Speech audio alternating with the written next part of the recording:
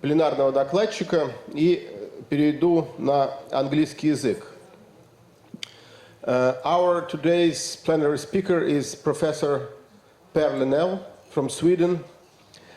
He is a widely known linguist and he has worked during his career on a variety of topics. He graduated from the famous Uppsala University in 1974, where he got his degree in general linguistics. And after that, he worked in a number of Swedish universities in Linköping and later in Göteborg. And now he is a professor emeritus of the Göteborg University. His areas of research include communication across various social and cultural contexts. He published much about the difference between spoken and written language, and his book on written language bias in linguistics is very famous. Later he developed various dialogical theories of sense-making in thinking, communication, text use, and practical action. He is also interested in biology and culture, issues such as relationship between brain and language, situational environments and culture, also he studied individual competences and collective, that is, partially shared knowledge. Professor Linell is, 2 years ago, he got an honorary degree from the University of Helsinki, and I was going to show you a couple of pictures from that ceremony, very spectacular, but our advanced technological system doesn't allow us to shift between different views, so just let me describe to you what's in those pictures. In one of them, the rector of the Helsinki University, Professor Arto Mustajoki, who was our plenary speaker 2 years ago, is handing a sword to Professor Linell as a culmination of the ceremony. And in the other picture, you can see both of our plenary speakers of this conference. Not only Professor Linell, but also Professor Pulvermüller, who is marching. Both are marching across the streets of Helsinki from one location to another. And if you open Professor Linell's personal webpage, you can see those pictures. I highly recommend that. So let me give the word to Professor Linell. We look forward to your lecture.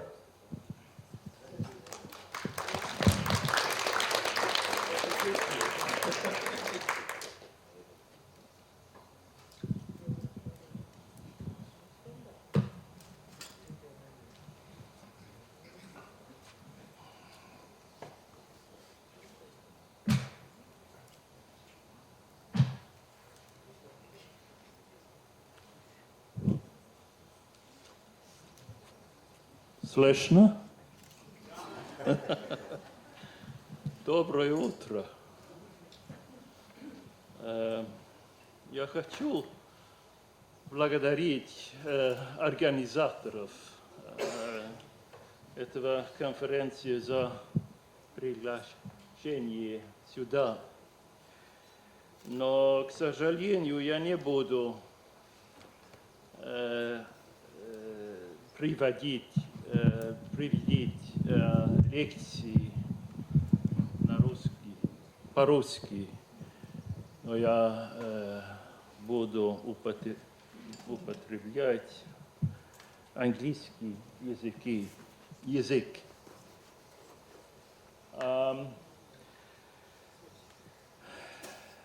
Вот заглавие. And I'll turn to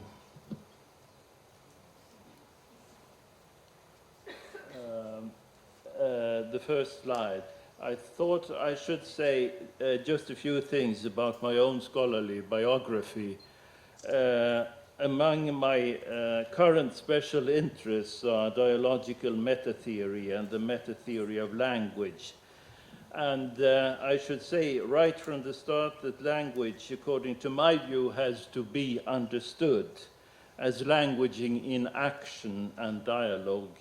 That is, in a much broader perspective than as a self-contained system, as in linguistics and several other contexts. And you have a few of my publications there, which I won't go into now.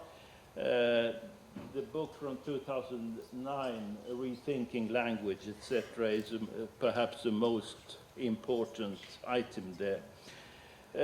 But I will go on to present an interactional and dialogical perspective to mainstream cognitive scientific perspectives here today.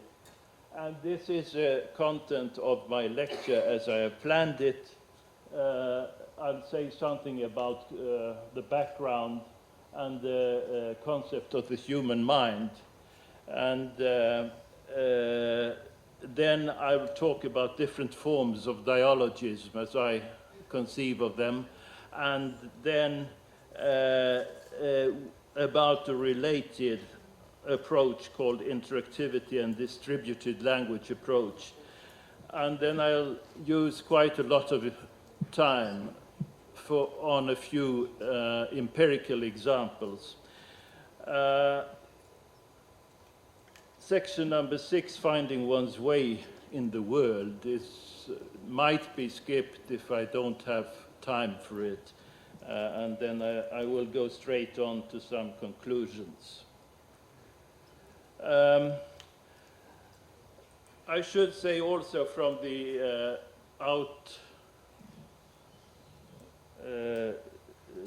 from the start here that I am indebted, especially at this occasion, from my friend Sune Vogt Steffensen at Odense University in Denmark, who has developed this other approach, which they call interactivity and distributed language approach. He also wrote a paper a few years ago about generations of cognitive science. That will be your, thank you, home base in many ways. But a long time ago there was a linguistic structural approach with things like generative grammar and generative semantics. That was actually before the advent of cognitive science. But Chomsky, as you know, claimed that generative grammar had something to say about psychological reality of language. Then the first generation of the cognitive approach arrived, and it's fair to say that they looked at cognitive processes simply as sequences of information processing. But those cognitive representations that are being processed there are often in principle based on a variant of a mental language. But it was different from the language we can see and hear and talk with. A third approach would be a more body-based approach where they start to talk about embodied cognition. People like Lakoff and Johnson in their book Philosophy in the Flesh. And they also built on various workers and philosophers in embodied cognition, such as Merleau-Ponty, the French philosopher. And then we have the neuro era, the neuro-linguistic and neuropsychological variants, where cognition is seen in neural circuits in the brain.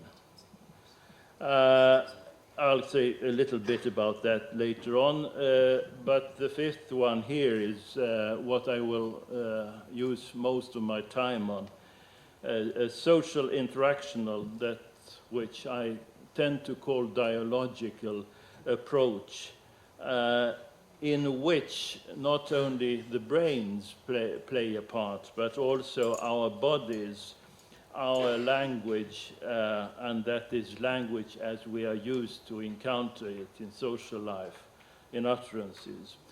We are also building very much on others in our cognition, what others say and do or seem to do, and what the world provides in terms of artifacts of various kinds.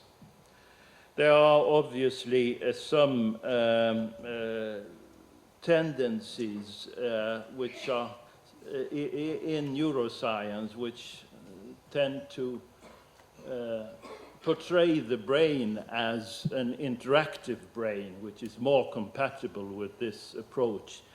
The brain would then not be, as in number 4, this is slightly overstated, but yet a brain in a vat. You know, a vat is it's a kind of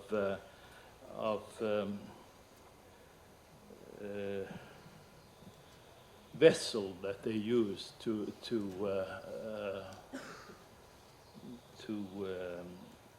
grow tissues in some kind of fluid, and that's the only thing in the laboratory. Okay, so the linguistic and structural and cognitivist approaches 1 and 2 here typically involve abstract representations of thought and linguistic processing. Language becomes a formal structure or a self-contained processing system in the brain or mind. It's always written brain/mind. Far from depicting actions in overt interaction or public conduct. And this is the idea of language as a formal system and formalism has a very long past in the discipline of linguistics, with historical roots going back even to antiquity. Formalism and structuralism typically assume abstract symbolic systems, as I said, and I will call this abstract cognitivism. But in many people's view, including mine, languages are not such self-contained codes. They are based on communicative and cognitive practices in the world. That is the alternative perspective of on language. Neurosciences, especially neurocognitive theories and models, have often been laid out as if cognition was wholly contained in the brain. And one might call this neuroscientific theory that of the segregated brain. The brain in the vat, as I said. Naturally, there are, maybe I'll skip that for a moment. There are, of course, the inputs from the sensory organs and the outputs to the motor organs, but all essential processing does take place in the brain, according to this view. Perhaps different from in an interactive brain of Michael Anderson and others.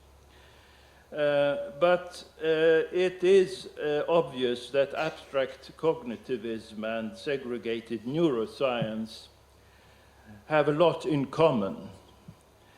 Indeed, they might be seen as an application of the latter, segregated neuroscience, is an application of the former in terms of neurological processes. both share an unfortunate general assumption, that of radical individualism. This means, in this context, this rather narrow context, that cognition is seen exclusively as information processing in the individual head or brain or mind, with few or no social parts, no essential social parts.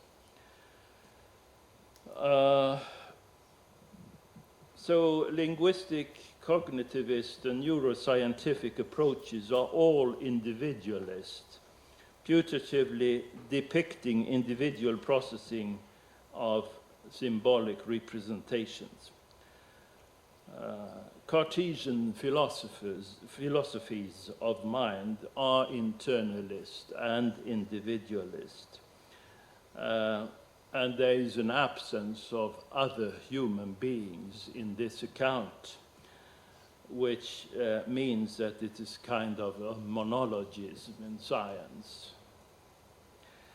And it's perhaps most extreme, this monologism in neuroscience. Naturally, only individuals have brains, so therefore there is very little about interactions between individuals unless you explicitly conceive of the brain as interactive.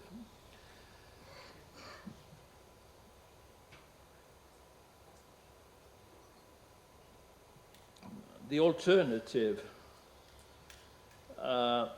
would be something that incorporates body-based theories of meaning, but also theories that give a role to other people, to the environment with their objects and artifacts, that is, designed objects that you use all the time, that I'm using here on this podium, for example.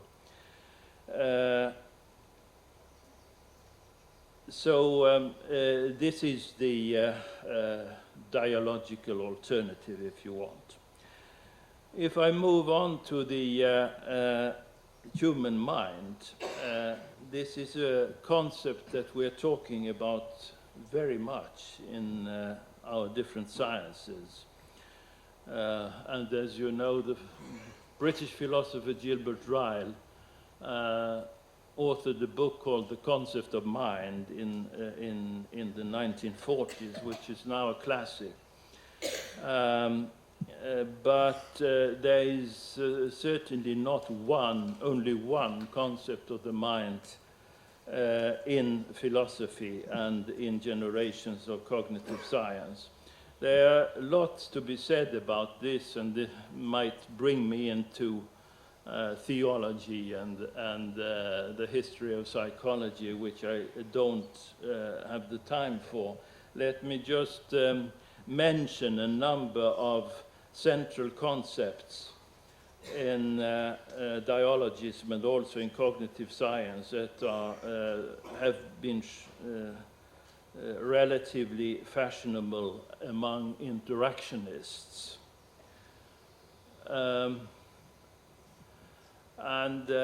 First of all, you have the idea that the mind is social, people say. Valsina and van der Veer edited a book called The Social Mind in the year 2000. And that means that the mind is not individual, but it's partially shared with others in the community. But from the individual's point of view, it's only shared with certain others or third parties, those who belong to one's own community mostly. So it's not entirely shared with other people. But yet there is this other denomination, the shared mind, that means that the mind is culturally shared and couldn't be understood without considering the specific culture around individuals. But again, it's only partially shared, as I will come back to.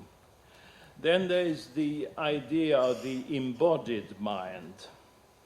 The mind is not an immaterial phenomenon, as in the Cartesian tradition that described extension in time and space only to bodies. For those who highlight the reality that is experienced through our bodily organs, like Lakoff and Johnson, the mind can't exist without bodily substance.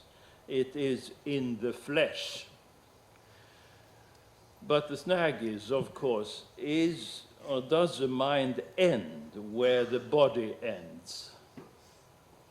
Is it contained within the boundaries constituted by the skin? Many people would oppose that idea and talk about an extended mind, which is culturally embedded. The extended mind is then precisely extended across the borders of the individual body. It must be assumed to crucially, in our world, rely on artifacts, for example, instruments, writing, and so on, and other objects and events in the outer world, and perhaps also on other cognitive agents. That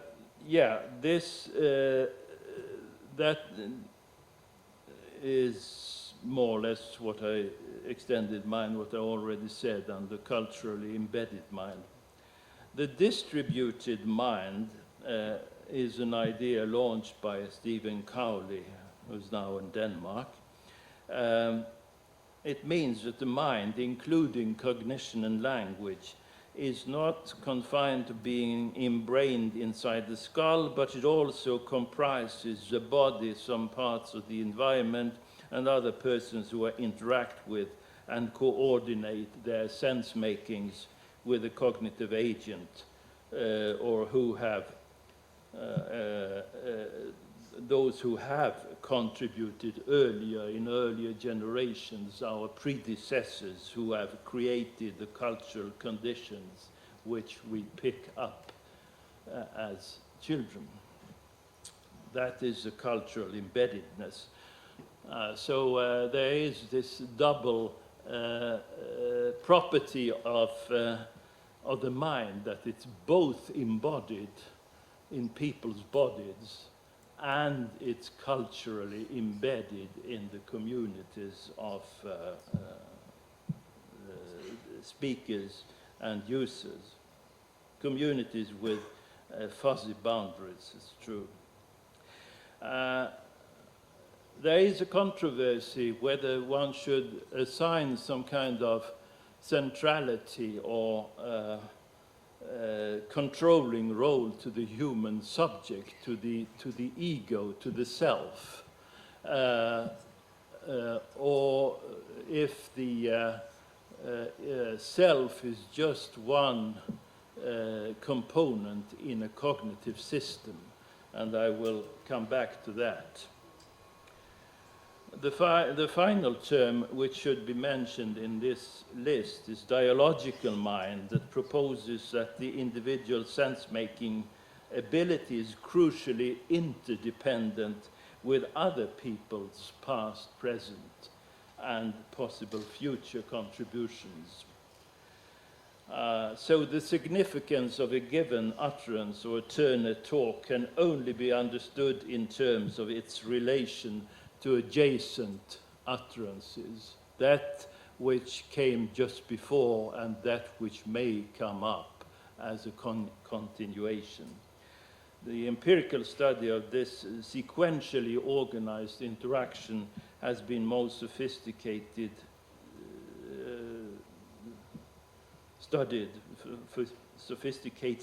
studied within conversation analysis.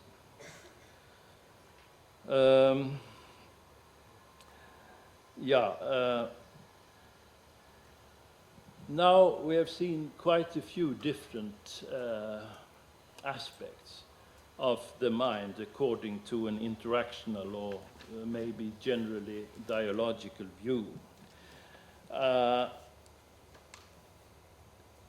This makes us come back to the original question, how to concisely define the mind. And it appears that there are two important sets of ingredients that must be mentioned in this connection.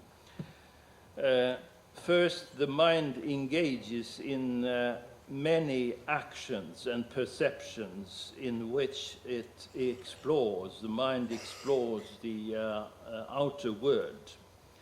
These can be construed as inactive processes or as products of action perception cycles. You do something and you observe the effects of what you do, with, for example, with your hands. There are also many mental actions and products like cognizing and cognitions, thinking and inferences, remembering and memories, knowledge, learning, volitions, interest, and emotions. All these things are, as some philosophers have put it, intended towards something out there. They are about something, about things, events, processes. They have content or aboutness. So the phenomena studied, once again, are both embodied and socially, culturally, and morally embedded.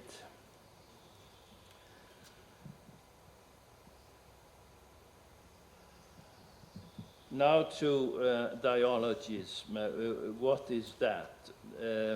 Because I suggest as an antidote to formalism, internalism, and abstract cognitivism, we offer dialogism, in particular the kind that I will call extended dialogism. And there is also this other related theory called, which call themselves interactivity and distributed language approach. Both these portray language and languaging. Languaging is the use of language in the world. They portray those as distributed on different parts in the world, not just the single individual's brain. They are emergent, so they grow with experiences out of less developed forms, and they are crucially situated, that is, they are intertwined with properties of situations when they come to life.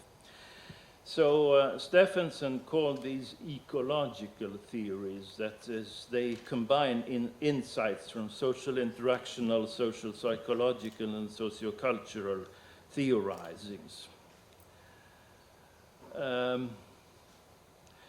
But this is not the classical dialogism that we recognize from, for example, the work of the Russian philosopher Mikhail Bakhtin. His dialogism deals almost exclusively with language-based exchanges between two or more co-present participants in spoken or signed interactions or in texts and text events. In fact, he worked more for natural reasons with texts than with living interactions. So language and the concrete exchanges between people are central to this kind of dialogism, which is a classical definition of it. But I think it's necessary to extend that notion of dialogism, or if you want, interactionism, to be concerned both with these things that we know from classical interactionism, and to at least one additional comprehensive domain, namely the interactions, in addition, the interactions leading to sense-making between a human being or several human beings and objects, artifacts, processes, and events in the environment, the social and physical world out there. That is, we need to attend not just to interaction with others, but also to interaction with the ecological environment in general. So these are so-called objective phenomena in the world provide perceivers with opportunities. Gibson calls it affordances for sense-making. Artifacts have been designed by other human beings, usually, to do exactly that, provide opportunities for use and meaning-making. And the sensory interaction of a human being with its environment builds upon close integrations of actions and subsequent perceptions of the results of these actions. Something that has been described perhaps most in greatest detail by Alva Noe. However, these two domains mentioned now, classical and extended dialogism, are actually intimately intertwined. The world has been inhabited by other people, whether they are still active or belong to earlier generations.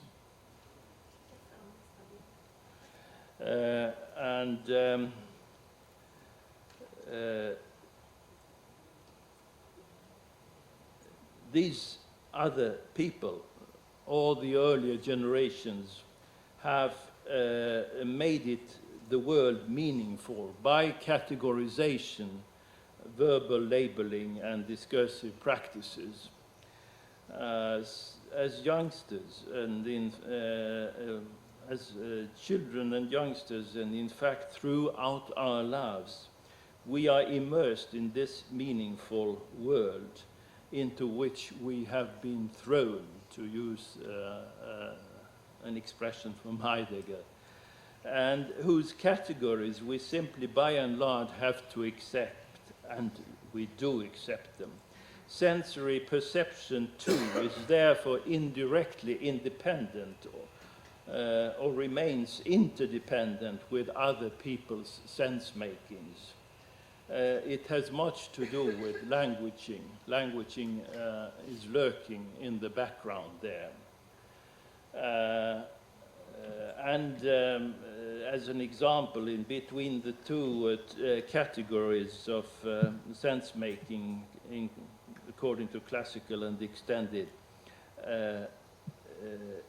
dialogism, there is actually what might be seen as a third category, namely the interaction with or use of design signs and signposts, many of which contain linguistic texts, along streets and roads, for example, telling us what we are allowed or not allowed to do in the traffic or elsewhere.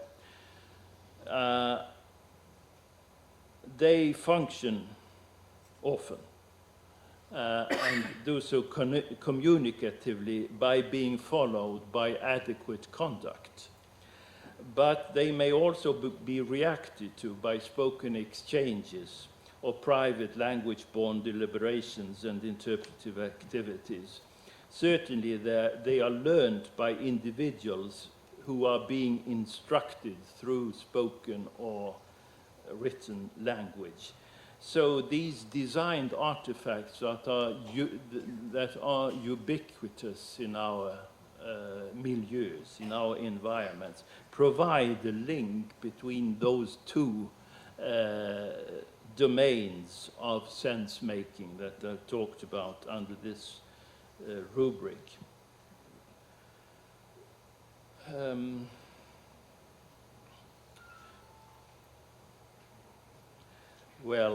Now I will go to interactivity and distributed language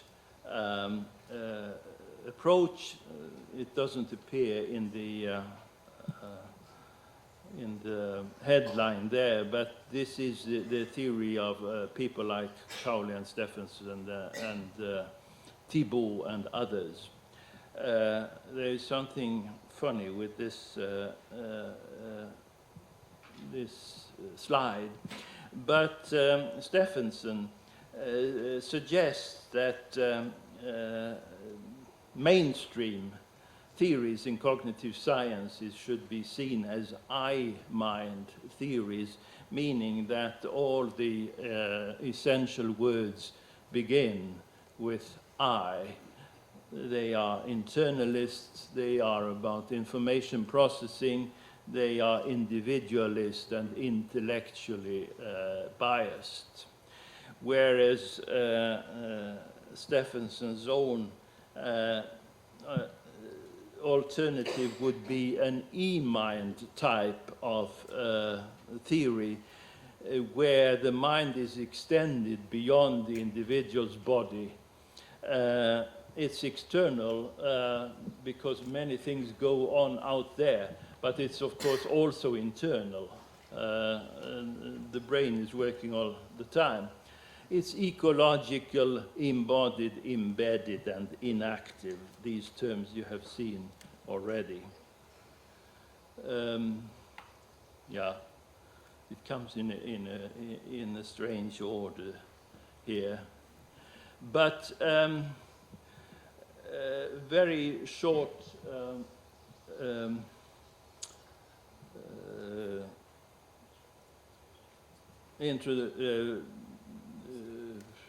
overview of this other approach. This first point I just talked about. Like dialogism, it's very much about the relation of self to other people and to environments.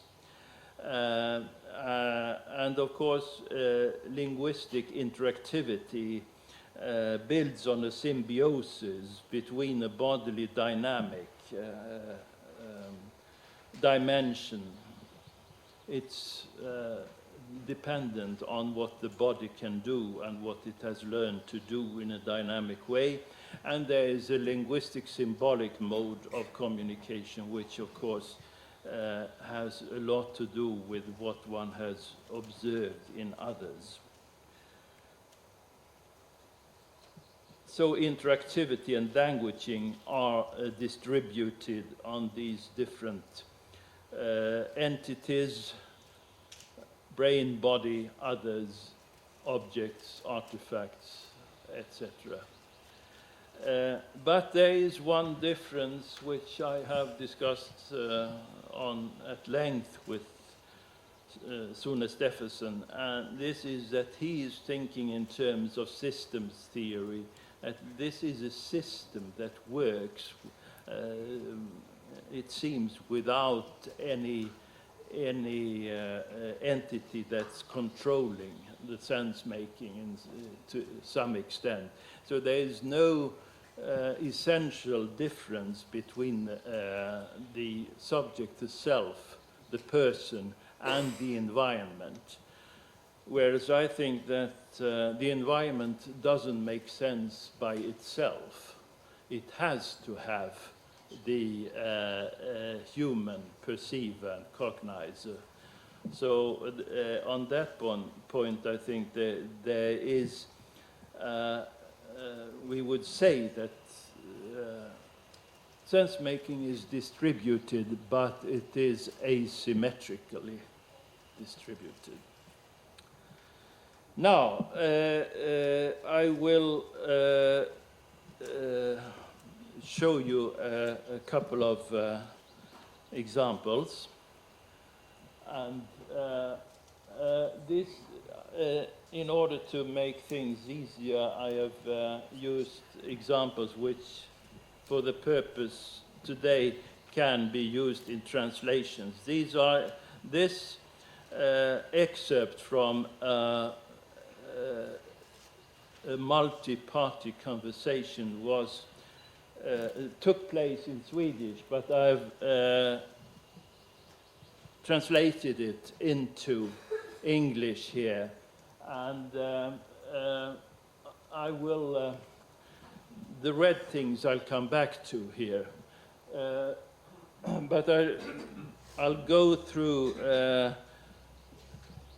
very quickly what's going to be said here. It's from a dinner conversation between 5 different female colleagues who have dinner together, and they are from slightly different generations. Some of them were at the time of the recording relatively old, 60 or like that, 60, 65.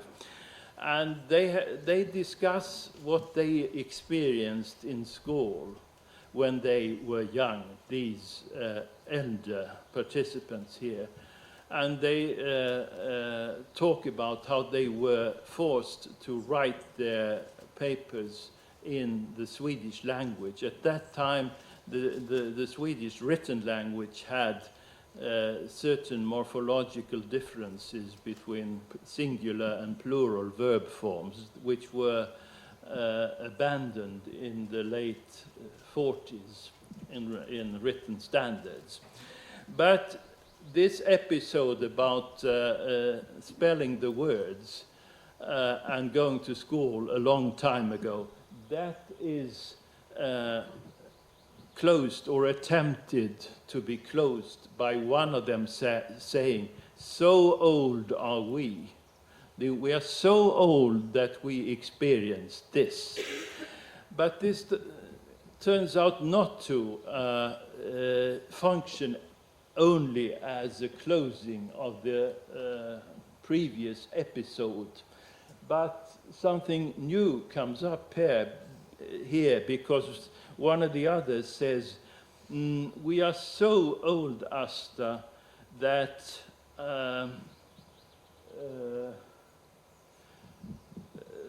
there grows moss on us." And this expression here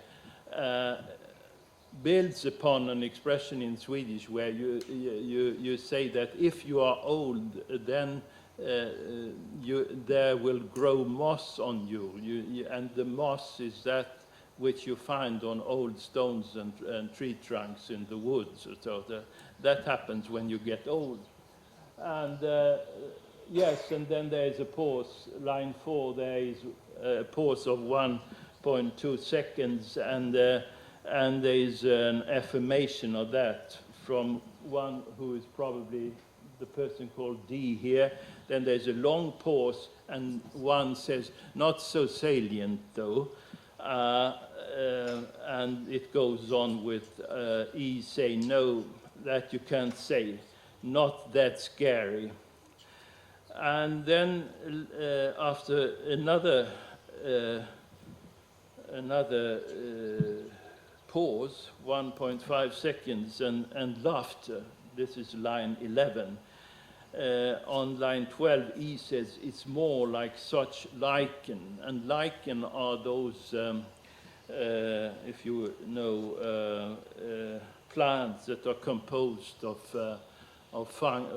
fungus and algae in symbiosis. They grow on trees, so they are related somehow to mosses, I suppose. And it goes on. No?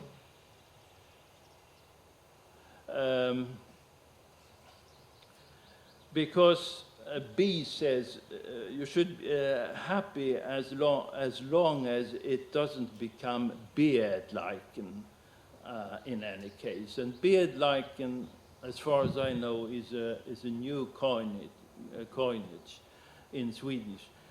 but it somehow suits this episode. And this makes C say how dreadful with this beer lichen growing on our bodies. It can come, they say, and they seem to be in agreement on that. But after a pause on line 27, C turns the whole thing into a serious discussion, because this was more or less jokingly talking about old age before. But now C says, I read a theory about people becoming more and more androgynous, more and more intermediate between men and women, androgynous then. And there's some hesitation on that, but C goes on to say they get more hair on the legs and growth of beard. Yeah, says B. And then the final part. E says, but that I wonder if that's true. Biologically androgynous, that's what she's wondering about the truth of. But by contrast, socially androgynous. And then there's some ebbing out of this episode where they talk about whether social androgynous can result in biological androgynous. So the result is that in this episode, in one as a whole, we see the participants starting from talk on moss growth and old age to social and androgynous tendencies. And the question is, how does the latter topical aspect come about? Who does the meaning making? Or is the change of topic something that is due to all the individuals together, a joint construction? Therefore, I suggest that we can move backwards through the discursive trajectory. And I have used bold red here to mark new associations to a prior idea. And thin red is often repeated by a later subsequent speaker, so that you have both the repetition and the introduction of something new, a new association. So on line 37 here, you have E suggesting the distinction between biological androgyny and social one. So biological versus social is a new association, which makes a difference here. The androgynous thing is, however, not new, because it was introduced by another person, C, in line 29. The people become more and more androgynous. This is a difficult word, and they shouldn't have said that.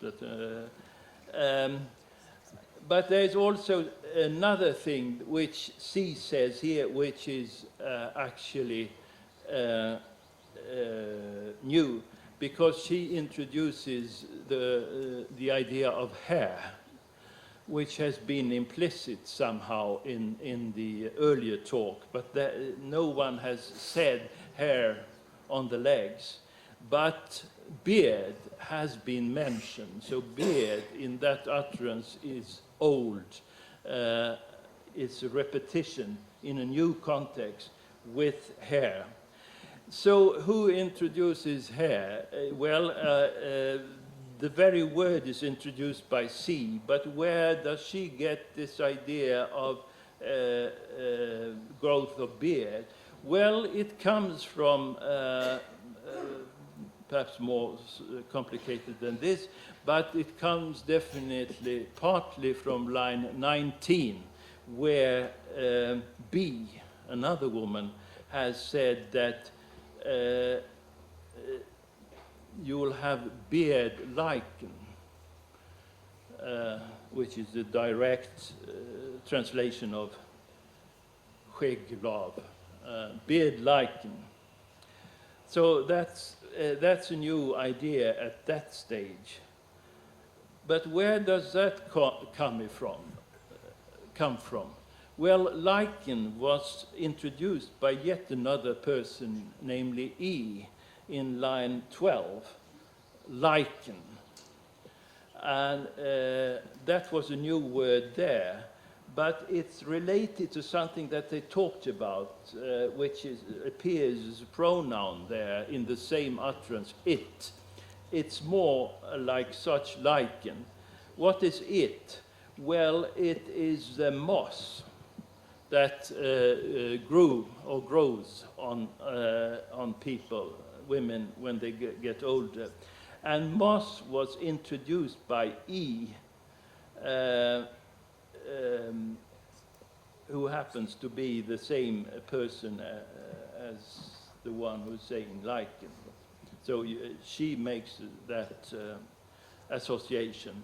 And moss, in turn, came from this conventional association of moss growth on old trunks and stone rocks in the wood. And we use it about people too. So, there's a long story about this, but you cannot say that any one of these people came up with the words by themselves. They took up associations from the others in the episode, and there is a very clear progression here, which is not predictable completely, but it's in a way logical, so that given what you have got so far, you could go on with a new association and move it in another direction. And the result of the whole trajectory here will be that they go from talking about old age and old verb forms, which we didn't see here, to social and biological androgynousness. So meaning making is in many situations a collective endeavor, as it is in these conversations. The meanings and the relevance relations are not inherent in the individual's utterances, or only partly there, but in the relations between utterances, between the new utterance and the prior utterances, and if you will, the next possible utterances may come later on. And this is commonplace in linguistic interaction. Sometimes participants come together in this way. Sometimes, of course, we tend to resist following others' thoughts and so on. Languaging is partly a social shared business. Now I want to present a set of examples in which single utterances change directions in the course of their production. And these utterances are also, have also Swedish originals, but I've taken the liberty of translating those into English here. I will use a kind of utterance that are called pivot utterances to exemplify the fact that speakers often don't produce sentences expressing thoughts, so-called complete thoughts, following normative grammatical rules. But they are involved in online processes of what people call incrementation, that is, processes in which the progressive utterances are built piece by piece, adding fragments to parts already produced. And here, as before, what has been produced can be continued in different ways, and as a result, you might get a sentence which begins with one syntactic structure and changes into another one. So that is a definition, part of the definition of a pivot utterance. And the whole utterance is often deviant from written language-based perspective, which is why these very common, very frequent utterance types in Swedish and other languages. I don't know too much about Russian here, but I'm sure you have it, but different languages may have different conditions or opportunities for certain kinds. But they are very frequent in interactive spoken discourse. Also, to some extent, when you write blogs on the net and so on. And such an utterance can be analyzed as consisting of three parts. There is one part which is called the pre-pivot. We'll soon see examples of this. Then follows what's called the pivot, which is the turning point of the utterance. That's where the first structure ends, and then it turns out that this will start a new structure. And the pivot plus the rest of the utterance, which is called the post-pivot, would then look differently. There are some other points here. You can. We will look at a couple of examples here. In number 2A, the first one should be 2A here. Somebody says, this is a seminar leader who is asking his assistant in an academic seminar, are there any arrangements for lunch? We don't have we? So what's going on here is that he is starting with a question, a direct interrogative. Are there any arrangements? That is distinctly an interrogative construction. But coming to any arrangements for lunch, he realizes that there are probably no such arrangements. So he goes on to say, we don't have we? So here he claims that, or assumes, that there aren't any plans, but it's still asking for a response, which you can see in the tag question, have we? But it goes from a question to a declaration which is tilted in favor of a negative answer. These things happen quite often. Assertions get questions, questions get into, develop into assertions or assumptions. That is, actually a subcategory of these pivot utterances, which leads to the fact that they are syntactically incoherent according to standard written grammar.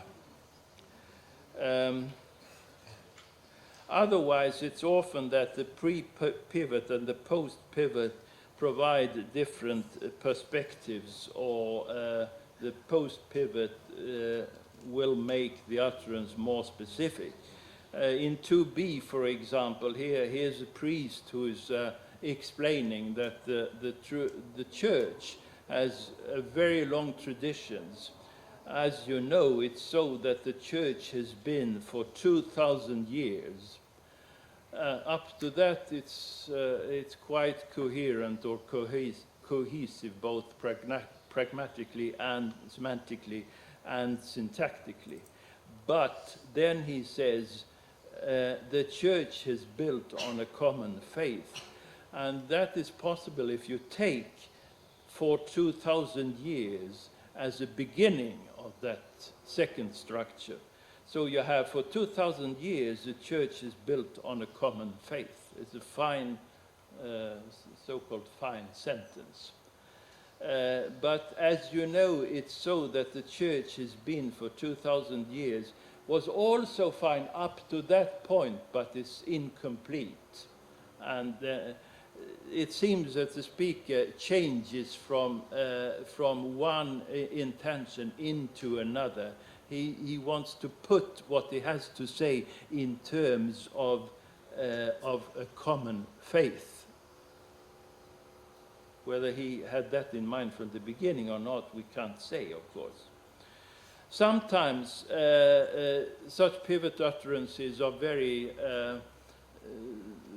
in a way, repetitive, in the sense that it seems that the pre-pivot repeats what the post-pivot also says. But if you look at the details, you'll find some differences. I included one example of that to see here, which is about the very well-known Swedish film director Ingmar Bergman, who in his old age had a female servant who served him with meals and everything during the day. And at one point she says how he wanted his dinners, and she says, and then he came down, you know, at 6 o'clock, micropause there, sharp, he came down. There at 6 o'clock sharp becomes a pivot with the first part. Then he came down, you know, at 6 o'clock sharp, and at 6 o'clock sharp he came down. He came down is repeated here, so in one sense it's superficial in the post-pivot, but it seems that this woman, after having said at 6 o'clock, she hesitates. Was it 6 o'clock, or should she say something more? And the point, of course, was that he was so punctual. He came down exactly at 6 o'clock, and then dinner should be served. So when she has said sharp, she has changed her claim in for her possibly important way, and that may elicit the post-pivot, because she has people seem to have forgotten about their previous what they said previously. Now, okay. So there are the explanations of the context. I didn't remember that. Anyway, there is one more example here which I skip, I think, because I want to move on to a totally different set of examples. which doesn't involve much language at all. And I show these things by courtesy of Sune Steffensen i Odense, who have developed what he and his colleagues call cognitive event analysis, which is often applied to experimental problem-solving tasks. And here we'll see a few features of such a task, which is the following. A subject is instructed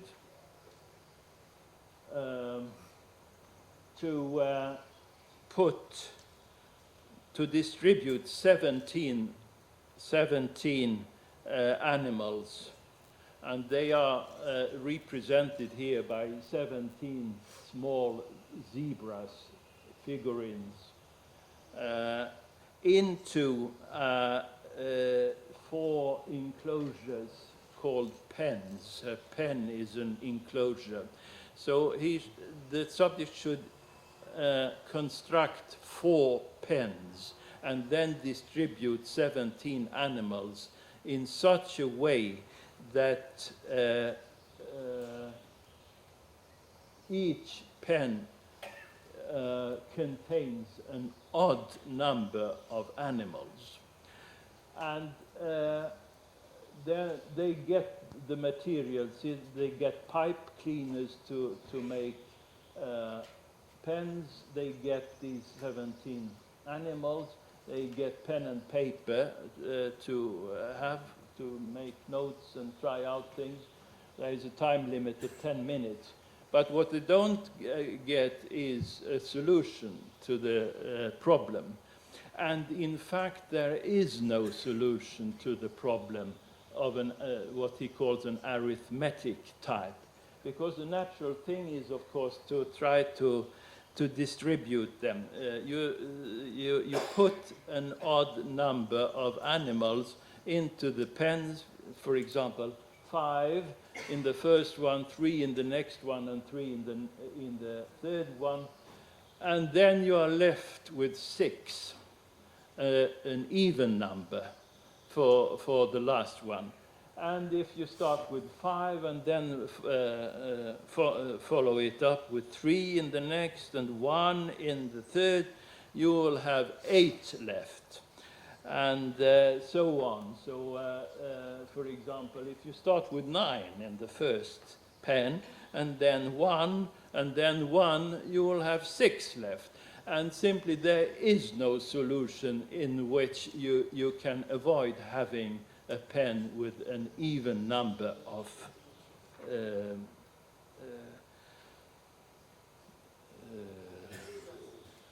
animals. This is the beginning of the table. This is shot from a video camera that was mounted in the ceiling, so you can see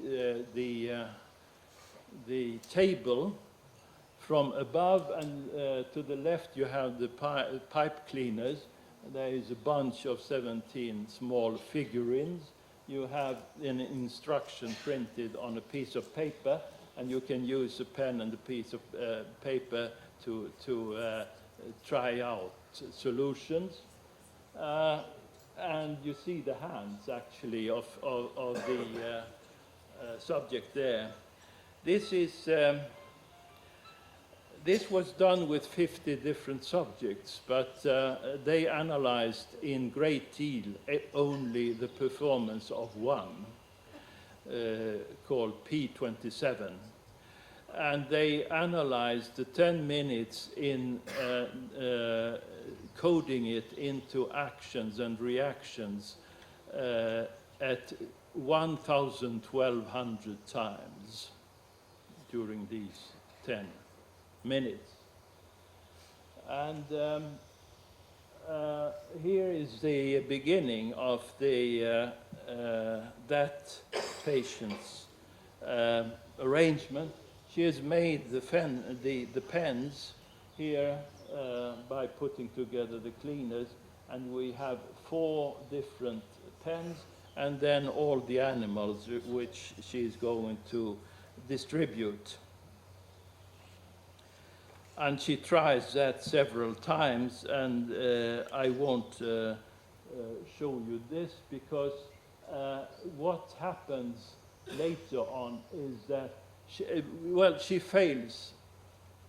Every time she fails, of course, because you can't distribute the 17 animals according to the rules. Then for some serendipity, she happens to put one of the pens partly overlapping with another one. So you have this situation to the left here. There are the animals in the middle of the table, and you have the empty pens there. But you have these 2 pens. She happens to do this, and then it seems she comes up with the idea that maybe one could have them partly overlapping. So this is what you see at B there, and I'll show you here also the final result when she has for the first time succeeded to put the animals exhaustively into these 4 ones with an uneven number, an odd number of animals in each. And then, as we will see, she will try out that solution several times in order to check it up. And the final thing that she does is that when she is sure that this is a solution, she will organize the animals so they look nicely in the final pattern, which is the picture to the left there. So what happens here is there's a lot to read here, and I will not go through this. Maybe you cannot see it, but it turns out that in all these 50 subjects, they go through the whole sequence, but some of them don't succeed. What is the difference? The difference is that they don't come up with what Stephenson called a set theoretical solution. That you can have sets of entities that partially overlap. Sets can overlap, but they sort of trick them into believing in an arithmetic method, which didn't work. But what happens here in this case, and in some in a number of different cases too, is that you have a preparation phase. That's what they do in the beginning. They try to see what they have and maybe make notes and so on. Then they try out, as she did, came up with a solution which was a failure. They went into an impasse where they didn't know how to go on, and then there was a breakthrough in the cognitive process when, by serendipity, they came up with this idea of letting the pens overlap. And then after that, there is a short period where they sort of ponder that. Then they try it out with all the animals, came up with the fact that it works, so they have validated the solution, and then in the expiry they use the time to to organize the things. And here is a timeline in which you can see how the length of these different phases in numerical indications, and they are milliseconds here, so that first there is from minus 365 to minus 352 is 113 milliseconds. That's about 2 minutes that they used for the preparation. Then there are 227 seconds, 227 milliseconds, sorry. No, I think seconds, actually. Trying out the arithmetic solution, and then there is the impasse, which lasts not very long, only a few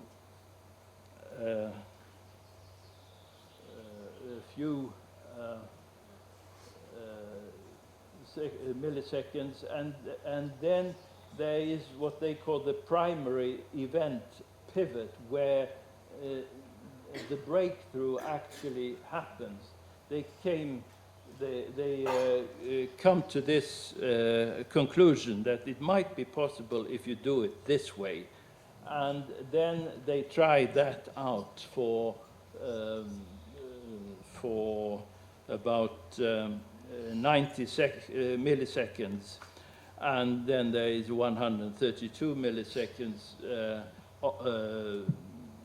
I think, on the expiry method. So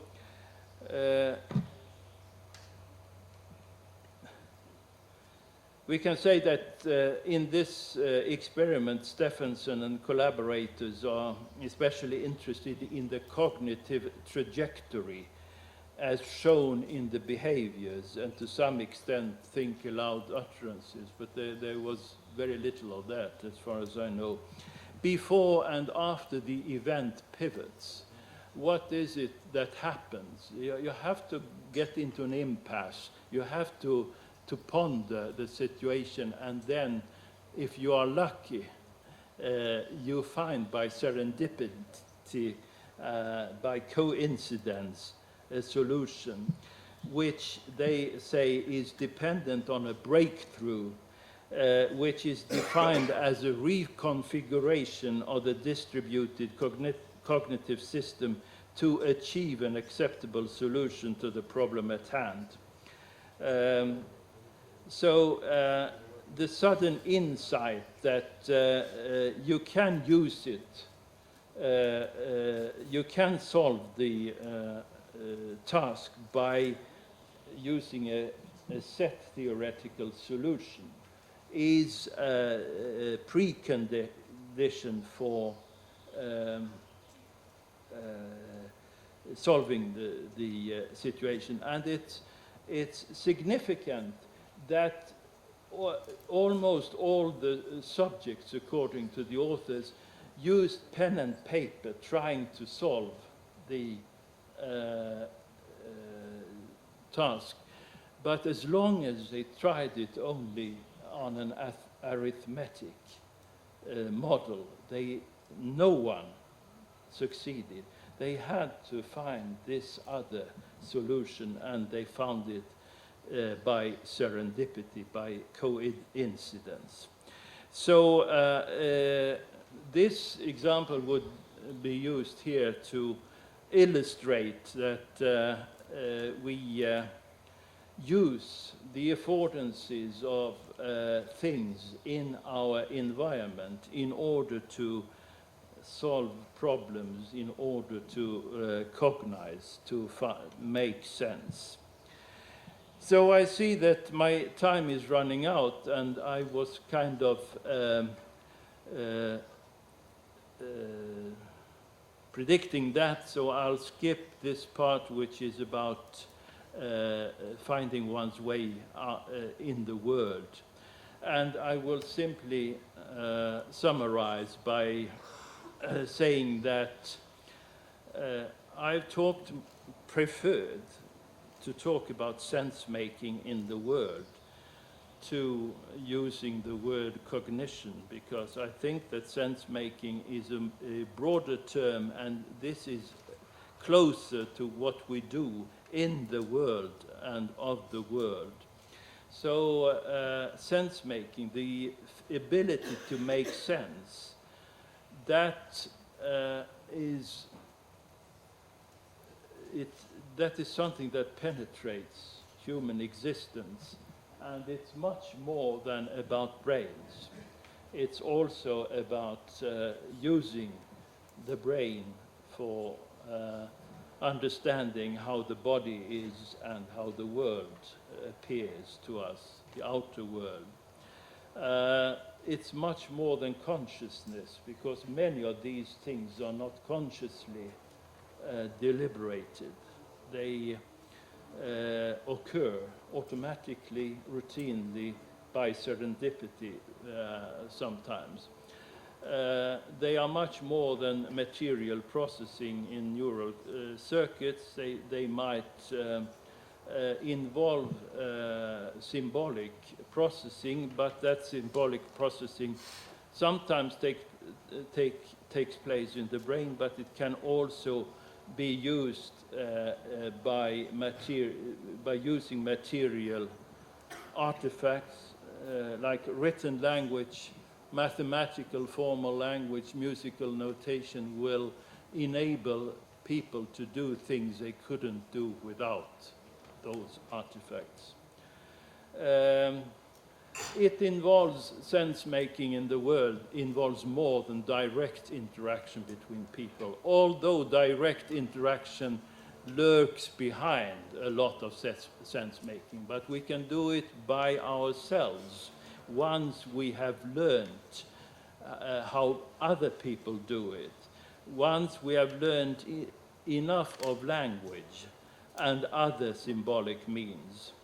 But it's more than spoken languaging. It's not just spoken languaging. It's also the use of language as inscribed on external artifacts.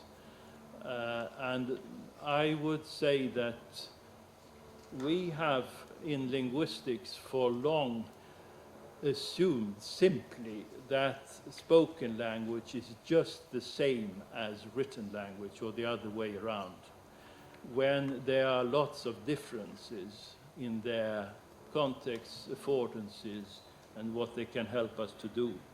Also, sense-making is more than the concrete situations, involves our relations to our experience of former situations that we use.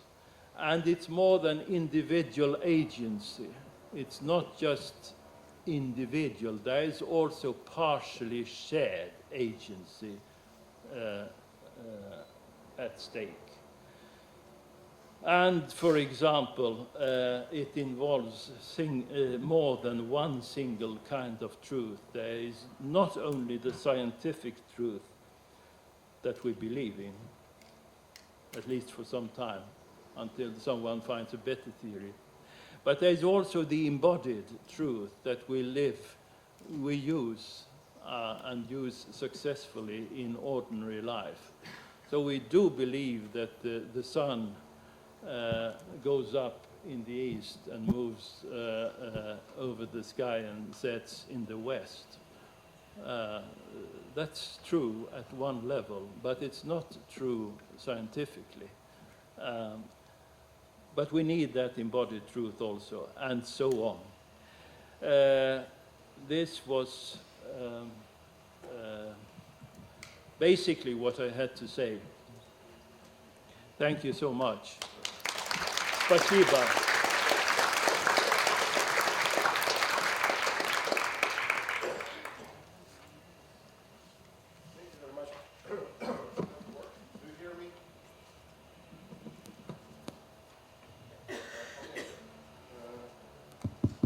Thank you very much, Professor Linell, for a very rich lecture.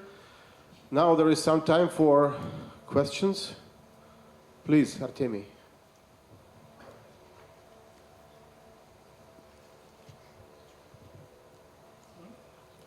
There is a linguistic theory of humor which suggests that in a dialogue we always look for ambiguity and use this ambiguity to suggest jokes regarding your first example. There is linguistic and psychological theory of politeness which, for example, explains negations. We don't have lunch, don't we? So it is suggested by the theory of politeness. And there is a psychological theory on insight problem solving, which suggests that we try to look for unusual usage of the objects or unusual arrangements of the objects. Maybe I didn't get the point. Do you follow these theories, or do you suggest some other explanation, theoretical explanations for these phenomena? Well, thank you. You take up several important issues there, which I simply didn't address. I was closer to issues that have to do about the true nature of spoken interactional language, how utterances are built, for example. But obviously, in the first example, with the joking that went over to a serious discussion, there were several clues in that conversation.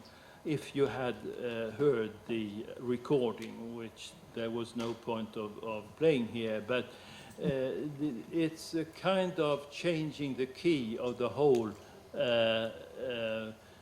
conversation. They move from a joking key to a serious key, and everybody sort of seems to follow that, even though it was initiated by one of the participants. So certainly all these things that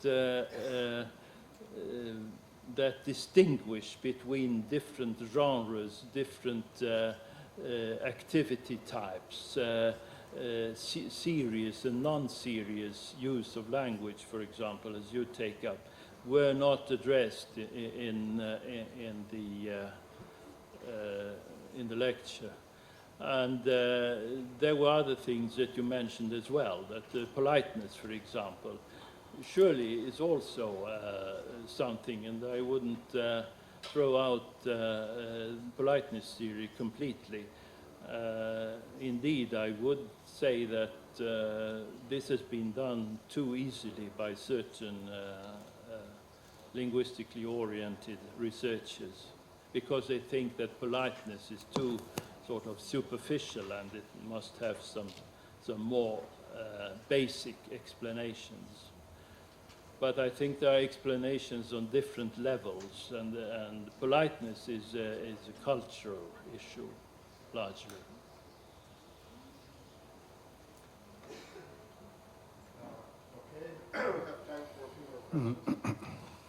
У меня, если можно, да?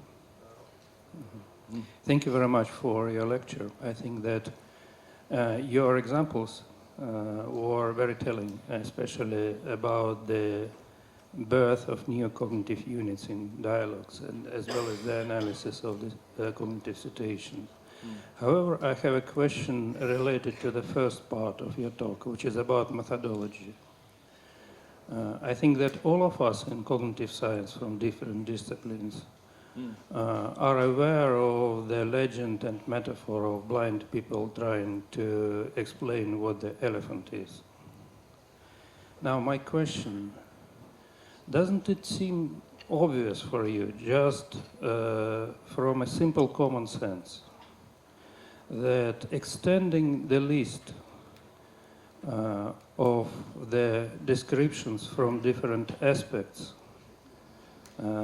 which you criticized first, with another one, call it social interactionist, dialogical mind, dialogism, has the deficiency that it negates itself just because it is another aspect of trying to explain the elephant from a restricted point of view, and that the elephant, the tail is not a rope, the leg is not a column, the body is not a wall. And we need something radically different, not just to get into the fallacy of extending the graveyard of ism, which is doomed in the next 10 years to be criticized in the way you criticized all the previous restricted views. So we should look for something which encompasses it all, but is also radically different, taking it all into account. And our responsibility is to look for this new approach, but not another angle or point of view as you presented. Well, I suppose there were several questions there and big issues buried in among the presuppositions of it. Probably I don't agree with you. I was,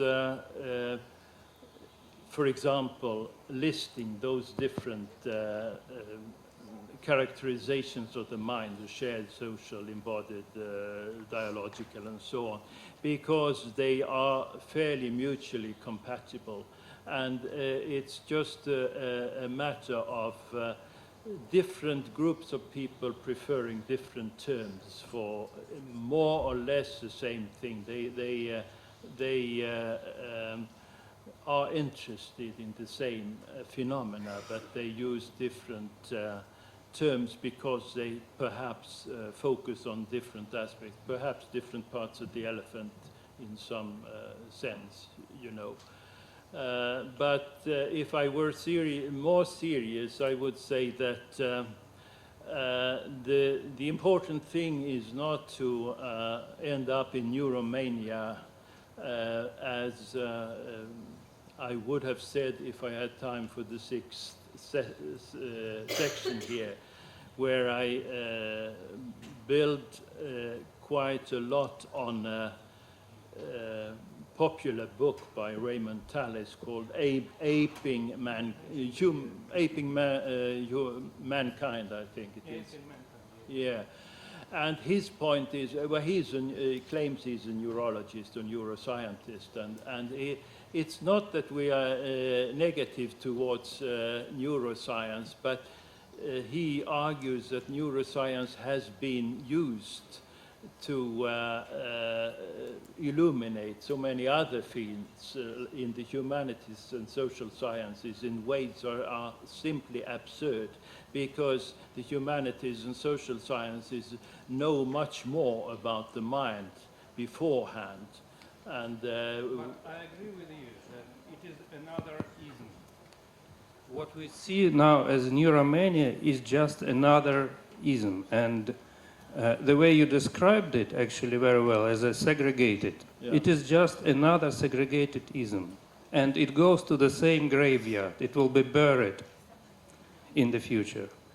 So I am not mentioning neuroscience as a seventh alternative solution. I am saying that we need something radically different. We need the global cognitive theory, which will take all together, and it is not arithmetic matter.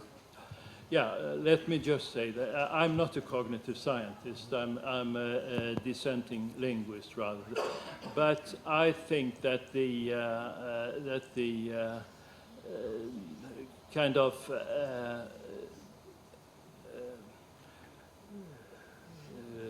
atmosphere or within the cognitive sciences is much more open for different perspectives than it is in those petrified sciences like formal linguistics and so on.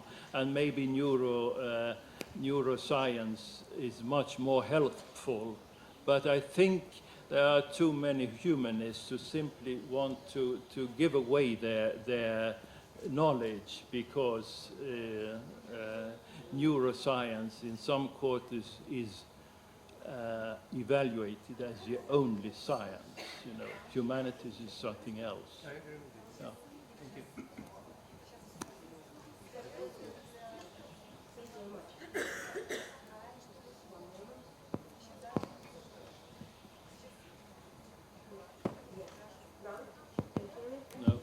Okay. I have, of course, a smaller question there. Also, start with a metaphor. Information exchange followers in linguistics would say that communication is about exchanging information. Then came the interactionists, and in a way they threw away the baby with the water from the vat. Then those who wanted to return the baby in the vat came and said that we jointly construct and reconstruct meanings in communication. Constructivist approach. As far as I understand, if my understanding is correct, is that what you were introducing by the under the term of this pivot structures or phrases or words. What is there besides just the repetition of the words and jointly and associated meanings, like from hair to beard and like that, that actually allows us to construct the meaning? Because this is the central, actually, question for all of us who work on this trend of constructivist interactionism to work with. That's the point that we have to solve. Well, thank you. First of all, of course, metaphors have a tremendously extensive role to play, but there's more work to do in that area. But most importantly, I didn't go into the semantics of those concepts or terms or things in the domain of hair, moss and lichen and all that. That was just an example, and it was not the substance of that example that I wanted to communicate, but the fact that people build upon their build upon what the others have contributed, so that when someone at some point there says X, let's say social androgynousness, then it would be misleading to say that only that person came up with that idea, because it grew out of this interaction between people's utterances, and you could also say perhaps between people's ideas and metaphors and so on. So in that sense, the example could be quite another one, I suppose. Of course, people are not willing to play with words in the same way in all situations. That's what I meant by we are not always in a joking mode. I'm afraid we have to conclude. I just want to say that I like that distinction between I and E theories, and maybe we should change the orthography and write interaction with E at the beginning. Yeah. Okay, thank you very much once more, Professor Linell. Thank you. Thank you. And now we have a break until the beginning of the next section.